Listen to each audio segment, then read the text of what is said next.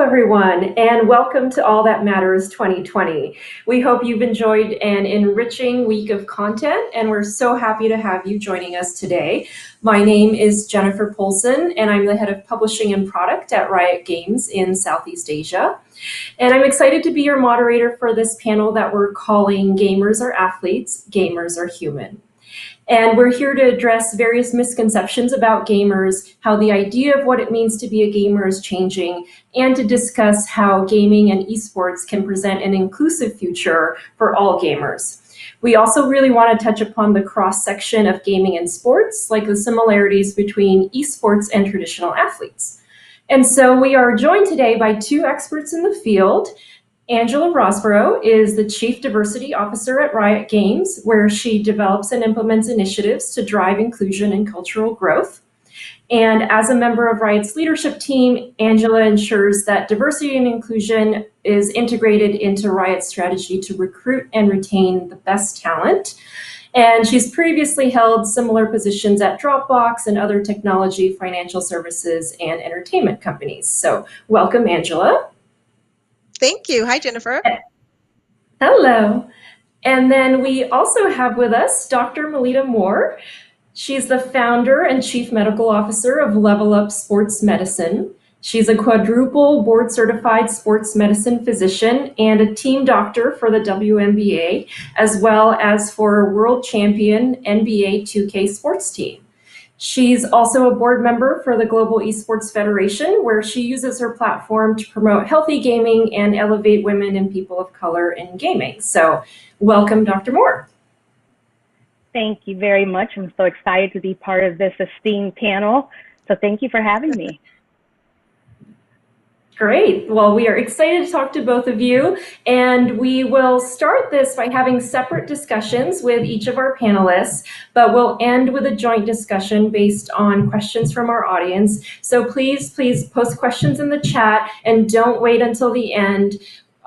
Please post while you go, and we'll try to get to as many questions as we can. So I'd like to first start then by talking with Angela. And maybe, Angela, you can just start by telling us what you do at Riot and what your primary focus is. Sure. Again, happy to be here. I've been thinking about this a lot. I've been telling people about what I do.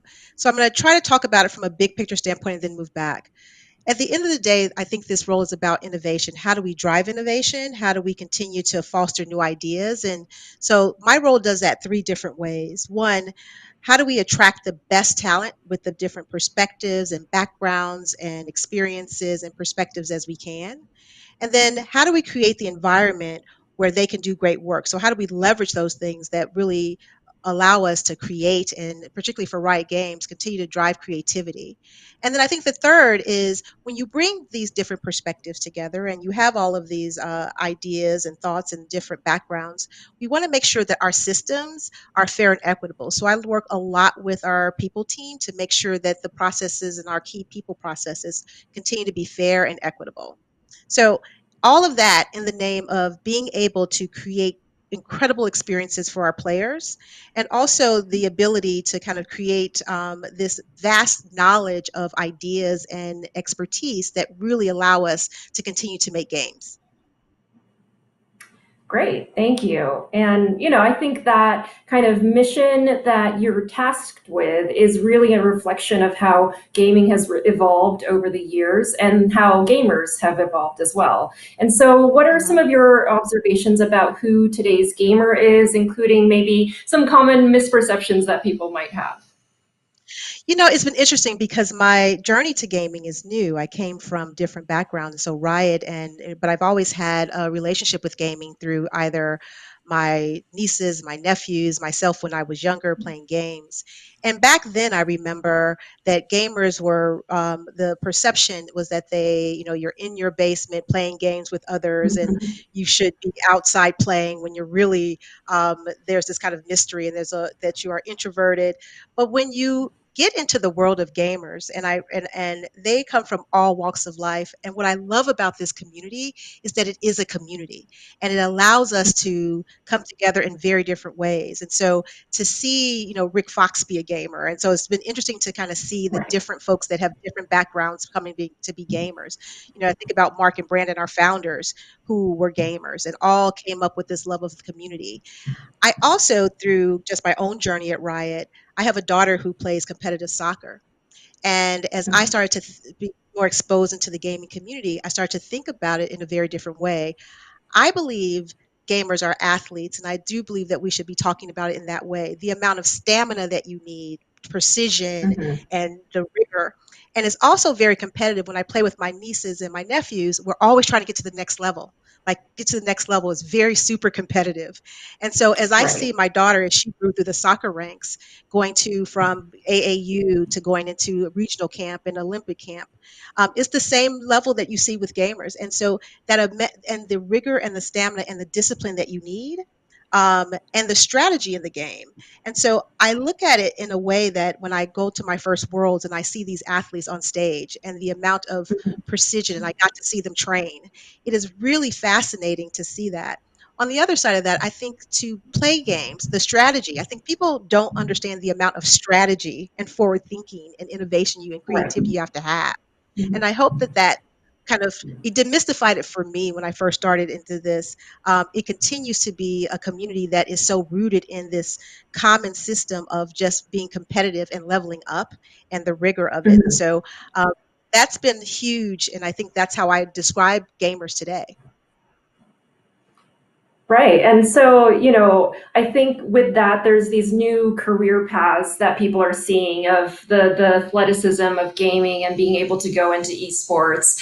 And so, as someone who is bringing in talent into a gaming company, do you see that, the main path for gamers still in the industry is for esports, or are there other opportunities that you see based on the kind of like the different gamers that we have in the world today? So I think that you can come into, there's traditional paths of gamers, and I think people think you are super competitive. I go to the passion of gamers, and that can manifest itself in so many different ways. So an accountant is a gamer. Our CEO is a Right. gamer. Mark and Brandon are gamers. So you can have founders who are gamers. We have an art department who are gamers, and so having that mindset of wanting to delight players and being player focused can take you in many different paths. Doesn't necessarily just have to be that you are competitive in the gaming industry. It could, we have people who create games, we have developers, we have people who do music around games. And so I believe that this is wide open. I think having being part of a video game company allows gamers the opportunity, the outlet to continue to see this industry grow. Right, great. And I know that All That Matters has a family past with like kids and students watching, learning about the gaming industry and past they may have. So hopefully we'll get some questions as well. But in terms of that kind of recruiting and talent, I know that you're looking at ramping up D&I efforts to address the different kind of gamers that we have, and to address also maybe some inequities that were previously present in the gaming industry. Can you talk a little bit about what those efforts have been? I think it is a lot of things that we're doing around D&I. I think the most important thing that I really like to hone in on is the power of gaming to tell stories that are different.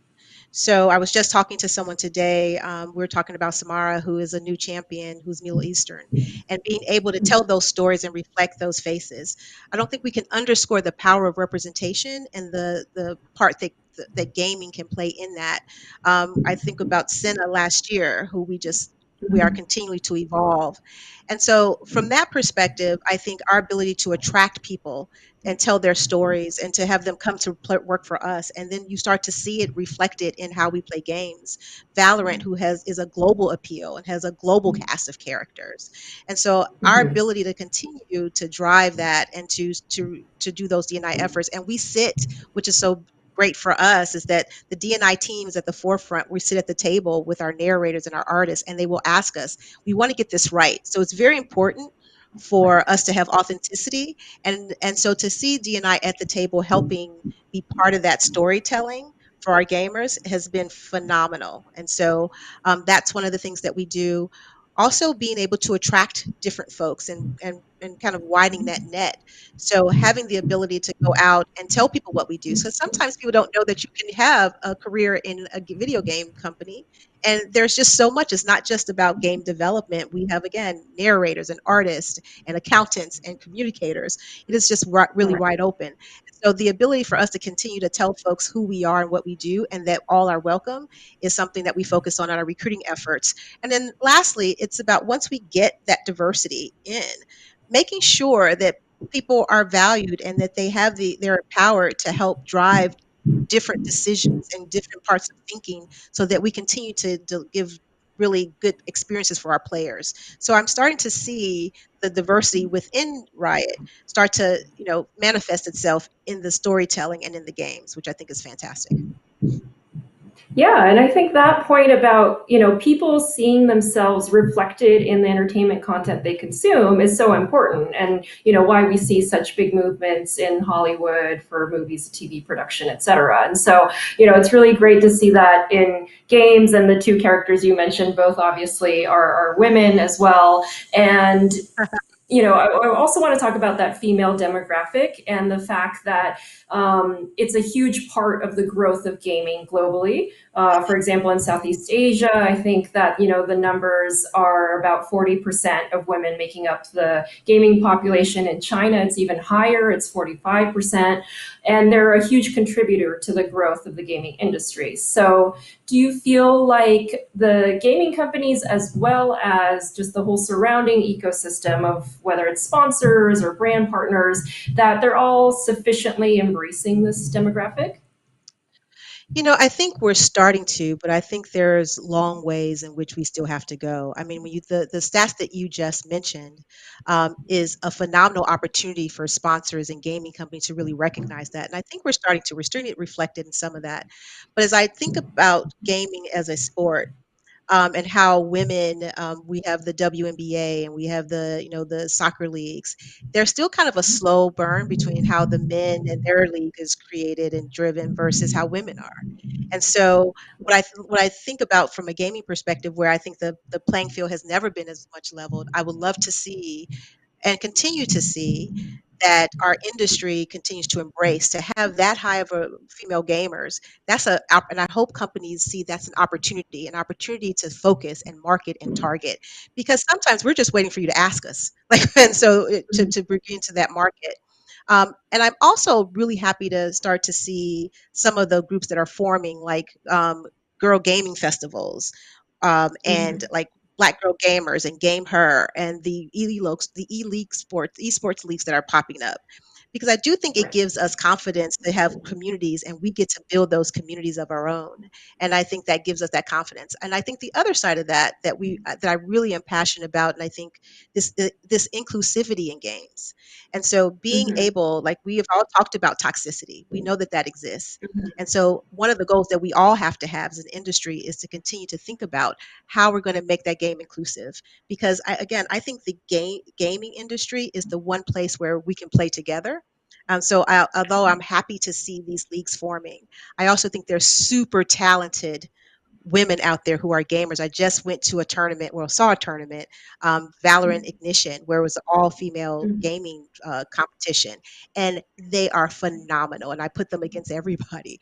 But I'm also happy that they had a space where they could play freely, because it's not always that in the game. And I think we also have to be thinking about, with that market, how do we continue to be inclusive, and how do we start to think about toxicity and how it shows up in our games. Right. Well, thank you very much. I'm going to get back to that topic because it's very interesting when we have Dr. Moore with us. But for now, let me just switch over to Dr. Moore. And, maybe you can also start by telling us what you do and maybe how you've seen your career in medicine change, as you probably started from traditional sports and you've seen increasingly a demand to come into esports in recent years. Yes, so exactly that. I've been in traditional sports for a decade now, and it seems so crazy for me to say that, but I'm a rehabilitation physician by training, and I have extra specialty certifications in sports medicine, brain injury medicine, and lifestyle medicine. So I really started a decade ago in the National Basketball Association, being the first Black female to be a team physician in the NBA. And so my career in sports medicine has really transitioned over a decade of taking care of our traditional sports athletes. And now 2 years later, well, 10 years later, I've been taking care of esports athletes for the past 2 years. If you would have asked me 2 years ago, what is esports? I wouldn't know. And people, please don't kill me, but I literally wouldn't know. Yes, I know about video gaming. I know about gamers. But I really did not know about this true industry of esports. I know it's not new, but for me, mainstream, when I got a phone call from my hospital saying we need a team doctor for our professional gaming team, our NBA 2K team, I said, what do they need a doctor for? I literally had no idea. And so when I'm given a task, I will take it to 100%. So I started doing a lot of research to say, what could a gamer need? And really, I didn't find anything out there. There was very little information about what a gamer could possibly need. So you really had to get immersed in the culture very quickly. Went to my first live esports event, NBA 2K event, to really get a pulse and the feel of what a gamer could need. And I've been able to really create a nice, robust medical program over the past 2 years to take care of health and wellness for gamers. So no, if you would have asked me, would I be taking care of esports athletes? Heck no. Right. Well, then maybe, what did you find in that research as you went along that path? Like, what are the similarities and differences of preparing for traditional sports versus esports? Yeah, so it's so interesting. I was in the locker room for our WNBA team, our female professional basketball team, and I happened to mention, I'm speaking at this big gaming conference, and I'm the team doctor for the gamers. And they said, what do they need a doctor for? I said, the same thing you ladies need a doctor for. And so what a lot of people don't know, and especially gamers don't know, and parents of gamers don't know, there's so much more that we can be doing that can help to increase performance, enhance performance, prevent injury, and that's all coming down to mental health, vision health, nutrition, exercise, sleep, stress management. All these things that I do for my traditional athletes is what I am now doing for my esports athletes. Right. Okay. And so, I know that you've also spoken, and mentioned about that mental health aspect, and you've talked about kind of early starts to healthy gaming behavior and how to build that. Can you tell us about what that entails and why you feel that's really important? Yeah, well, it's even kind of before this global pandemic that we're in, this was really a lot of key information that I was trying to focus on. I spent the first half of my career educating people on concussion. A lot of people didn't know about concussion and signs and symptoms and treatment.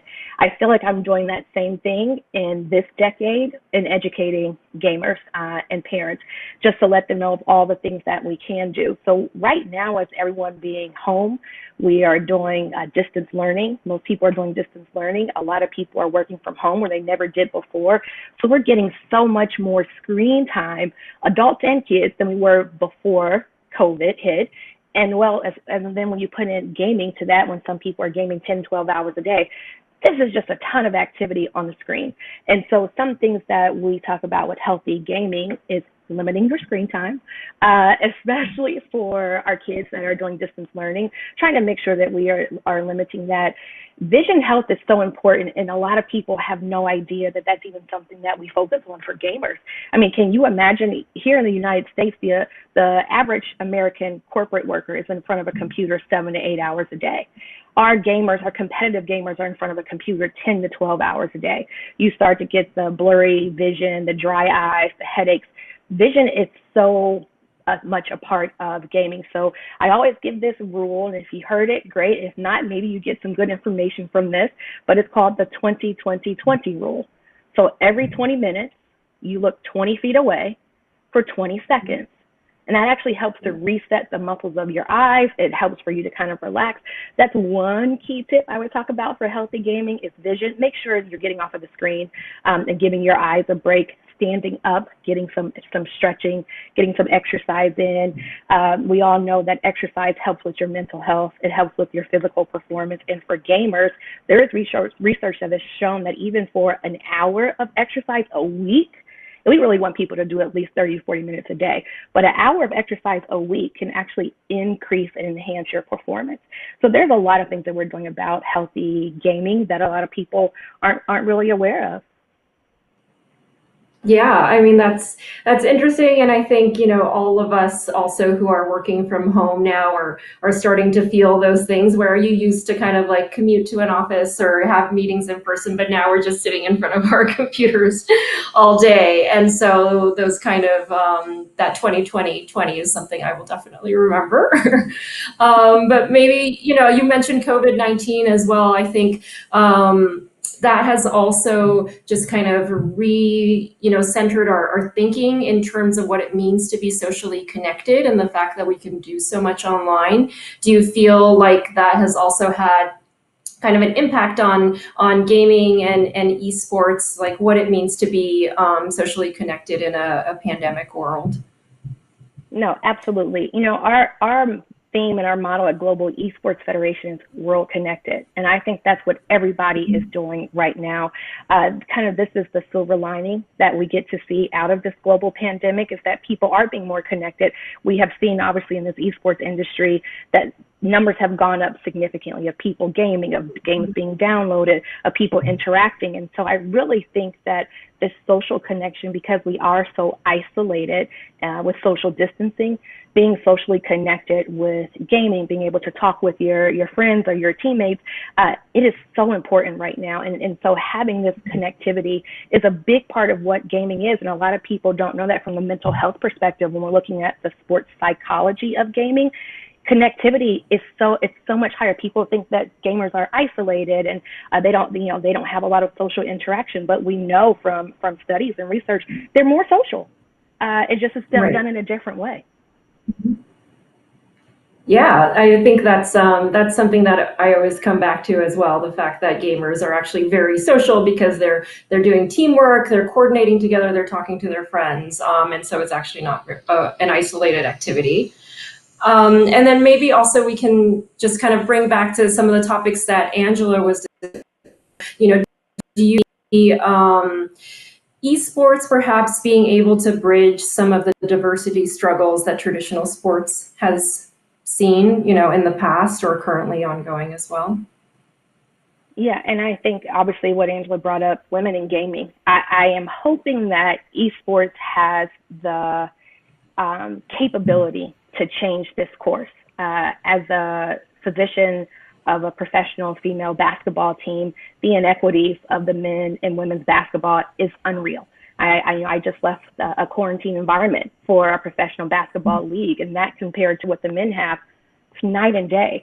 And so I really think that esports has this opportunity. It's not in its infancy, but it certainly is early enough that it can shift course and really be more inclusive. I mean, here in the United States, 46% of women are gamers. And so I just feel like it is on this cusp of, just like you said, having this all-female Valorant tournament and having other platforms for women to be able to showcase their skill and their talent. A very good example, Ariel Powers is a WNBA professional female basketball player. She's having an all-female tournament, her namesake, an all-female tournament for NBA 2K, just a global tournament to allow women to have a platform and a stage to showcase their skill. They don't have to worry about someone hearing them on their headset, and they have a female voice, so they're not getting past the ball. I mean, these are just great opportunities. So I am hoping that, as in traditional sports, when we had Title IX, to be able, here in the United States, to be able to give women the same access to play sports as men, that we don't have to have that in esports. So we really have a chance to course correct very early on. And I'm hoping that to elevate, promote women in gaming is something that we're going to be able to see the esports industry do successfully. Great. Well, I think that is a perfect segue to bring Angela back to the screen. And we will, hi. We're going to start taking some audience questions, but a reminder to please write in your questions, and we will try to get to as many as possible. But before we wait for that to load, perhaps I can continue on that topic that you were just talking about and that you both mentioned about some of these leagues or these esports teams that are all female. And, what do you think about that? How do you think that helps inclusion? Because you do hear some people say that, perhaps it creates further division or discrimination because it's a field where there's no physical advantage or differentiation like traditional sports. So why should you do that? And either of you like to start? I am actually, having experienced Valorant and the things that I'm seeing with these communities, I think they still are needed. There could be communities within communities and doesn't mean that we can't still play and compete.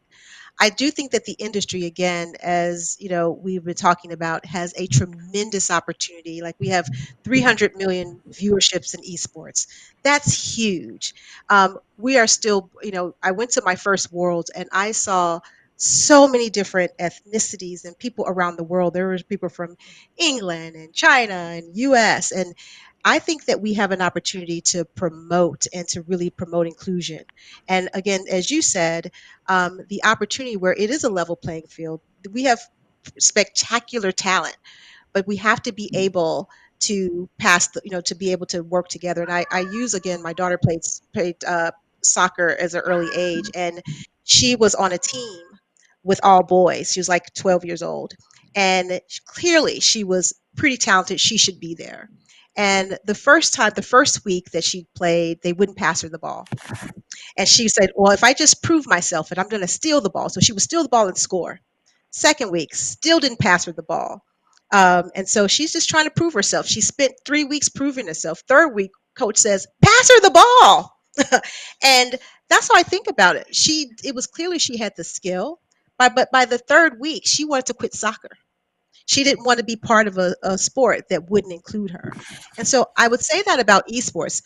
Pass the ball. You have very talented people. And I think, for us, when I talk about too much that's given power with this 300 million viewership, there's also a great responsibility. And we have the opportunity, as we've heard, to promote inclusion. We have to start to think about how we are being in the game and how we are connecting with each other. The community here is so super powerful.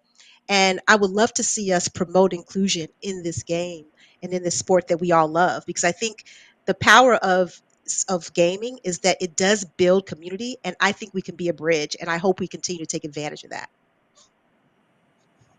Right, great. Dr. Moore, do you want to? Yeah, no, I agree. I think sometimes you have to be intentional with inclusivity, and I think that that's what we're doing when we're talking about giving this level playing field for females to be able to participate and get the same chance as anyone else to get on a professional team or their high school, esports team, whatever it may be. I also think the other thing that we have the capability to do is with this digital divide and being able to have that being intention with inclusivity. I know here, at least in the United States, we have a huge digital divide with socioeconomic level and with race. And I was shocked that this is video gaming. Where is this? Why is there a difference between a console player and, a PC player? And it's really because, some kids don't have a PC in their home, but they have a controller, an Xbox or a PlayStation. So I think this digital divide is also something that collectively, from an esports industry, we should be able to tackle and be able to get resources to allow that gap to close very early on. Great, thank you. I see we have some audience questions.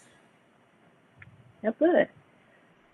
All right, so there's a question from Charlie. This one is for Dr. Moore. The pro gaming teams have wellness crews to keep them mentally and physically fit. But what do you think the future will hold for young amateur gamers and kids in their bedrooms who can't afford that and don't have anyone to help and advise them with balance?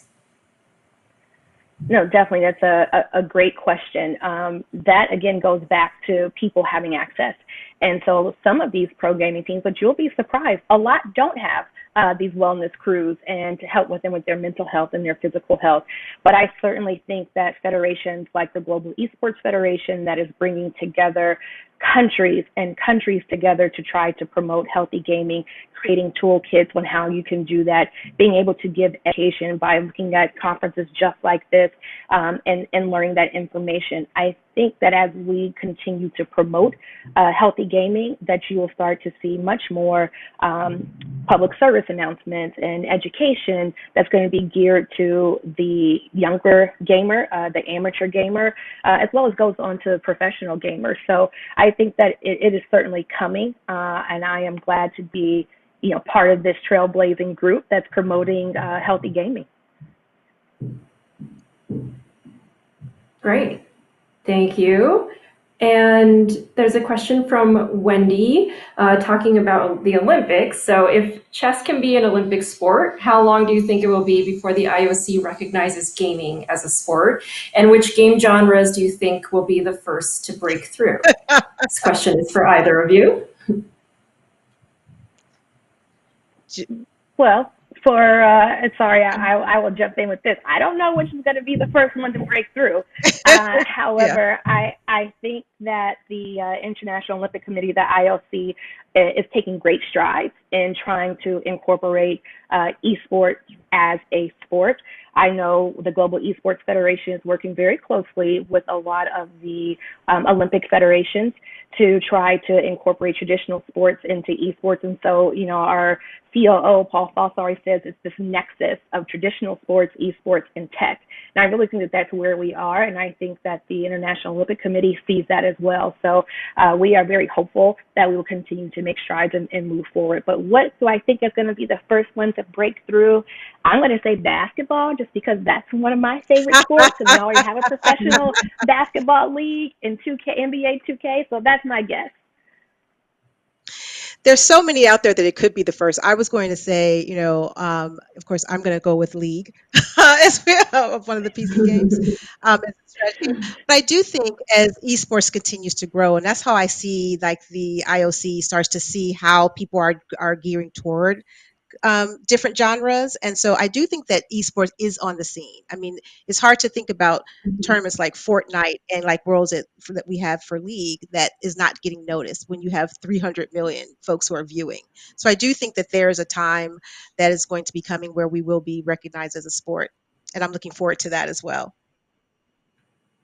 Yeah, definitely. I mean, it's starting at some of the regional levels. Certainly the SEA Games in Southeast Asia have already had esports. I believe it was last year or 2 years ago, and the Asian Games as well. And so it's definitely happening. And I think it'll be a matter of time before we start seeing it at the Olympic level.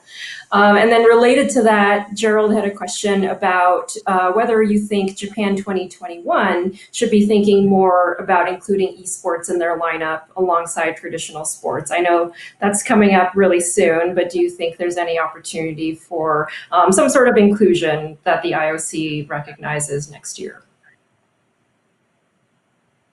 I hope so. At least here in the United States, when we had this pause of professional sports, no sports were on TV, NBA 2K was on our TV, our main sports network. We were seeing one racing on main sports networks. And so I certainly think that the world took pause, they took notice, they felt that they were able to cheer, and they had something that replaced that feeling that you get, because sports is just such an international language. It brings everyone together, and I think that the world was able to see that esports is just as entertaining as traditional sports. So I'm here for it, and then hopefully I'll be in Japan for an esports tournament.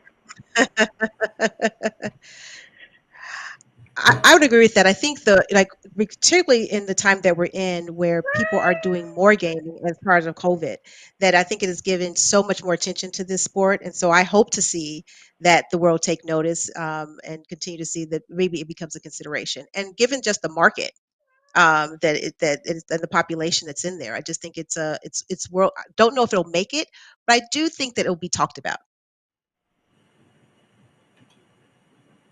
Great. Thank you both. Mhm. I'm sorry if you're all hearing my cat meowing and moving my camera. He's trying to knock my laptop off. So, okay, next we have a question for Angela. The person entered their name as Tagism, so I hope that I'm getting that right. Talking Yep. about the anecdote that you just shared with your daughter and playing soccer, the breakthrough of gender equity in esports will come when a major tournament is won by a female gamer. And so they're asking, how can Riot encourage the top teams competing for the World Championship to include mixed teams? It's something that at least we talk about at the esports level, and I can't go into kind of truly understanding. I do think what I love about what's happening right now is that female gamers are coming into their own. And so I love these female only tournaments because I think it kind of builds that confidence and that starts to take notice. I think, as we heard from Dr. Moore, we have to be intentional, and that we need to be thinking about finding that talent. As I would say, when we're looking for talent to work within Riot, we have to be starting to go to these tournaments and kind of see who's playing our games and seeing who's great. TFT is an excellent example where we know that there are more women who are playing TFT. I know it's the first game I learned how to play. And so being able to showcase and highlight their talents and creating that space allows us to start to talk about teams. And so I don't know when that'll happen, but I do know that we are really taking notice of that at Riot Games, trying to find the right space that we can highlight talent and talk to the teams. I talked, Chris Neely and I, who is one of the overseas of some of the leagues in the US, we talk about that quite often about how we can start thinking about that. So it is on the radar. I can't tell you when that's going to happen, but I know we are talking about it. Great. And then, kind of related to that topic of the diversity that you're encouraging within Riot as well, there's a question from Emma for Angela again that says that she's interested in Riot. She's interested if Riot has any intentional inclusion of older people, older defined as 40 plus here, but in the industry, as it feels like the industry might be exclusive to people with experience, but not maybe not conducive to digital natives, to non-digital natives. That's interesting because I am in that technically older crowd, and so so I do Me think too. that when I go to Riot and I work every day, I think experience matters, particularly when you're in a 10 years old like Riot, where we do need that experience. We do need to see people who have different backgrounds and experiences. And so I have friends who work at EA and other gaming companies that are in my generation as well. So I think that, it is space for everybody. I think it's about kind of how you bring your experiences. Like even at Riot, we used to talk about gamers, to work at Riot, you had to be a gamer. And then we realized that you have to have a passion for games or like games. But to do an accountant's job, do you really need to be an avid gamer? And so being able to even break through that and have this rubric about, of course, we want people who have passion and passion for our mission and wanting to delight players. But we've been really to break out places where I think there's space for everybody at Riot and in the industry. So come on over. Great. All right. So then next, maybe, talking about that kind of that inclusivity and diversity, can you both perhaps talk about what you see as some of the biggest challenges are for that moving forward, both for gaming and esports, and perhaps what's lacking at the systemic level? I think we've touched on some of those points already. I really feel strongly about this digital divide and access to Wi-Fi and internet. And, in certain countries, it's just either non-existent, it's subpar. And so they can't be on the same level as a player from Asia or the United States. And so how will they ever get to be this top level gamer or developer, video creation if they don't have the access? And I will continue to harp on that. That I think that the countries that are more fortunate, that have the capability, need to start to reach out to the smaller countries or the less fortunate countries that don't. And we need to find a way to try and bridge this gap, because until then, there will never be an equal playing field. I totally agree. And to add on to that, when I first started Riot and I was truly excited to come, I was on a panel and I had a couple of women who came up to me to say that they changed their name. They didn't want to be affiliated with being kind of having gender name that people could attach to. And that really kind of made me sad around that I would have to kind of change my identity, my summoner name, so that I wouldn't get harassed and I wouldn't have toxic. And that's a real issue in our industry. And to the earlier question, I think I've heard young women stop playing. So imagine having something that you love and you stop playing because the interactions you have aren't inclusive, or people are talking about your race or your gender or your ethnicity. That kind of toxicity really has no place in game, because for all the reasons that we're such a strong community, and I talk about too much is given, much is required, we also are responsible for making sure that our community is inclusive, and everybody has to play with that, because I wouldn't want people to stop playing. Very, like I talked about my daughter who wanted to quit playing soccer because of how they're being treated in something that they love. And that is something, in addition to the digital divide, which I totally agree with, that it kills me when people tell me they stop playing games because they're being harassed because of who they are, or they're being toxic because of who they are. And I think for those of us who are in this gaming community, for those of us who love this sport, we have to help bring inclusion as well. So whatever we do as an industry, which I do think we need to do more, is going to come down to the players. And I think that we as players, we in this community that we love, we have to make sure that the sport that we're loving, that is growing, is inclusive of everyone. Because this is the one sport that I think everybody can play, right? And everybody can be a part of this community. Right. And so how do you think, what are the steps for that, I guess? Is it about, players policing each other and adopting different mindsets, or how can we all encourage that? I've been thinking about this a lot. I think the industry, I love, what the NBA is doing around kind of how they're talking about toxicity. I think that we need to think about it as an industry, not as an individual company, and come together and come up with some ways in which we can help the players.